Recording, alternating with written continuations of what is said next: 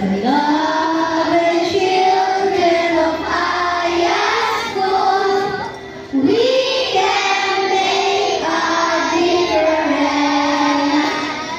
Come before the Almighty, we in trust and reverence.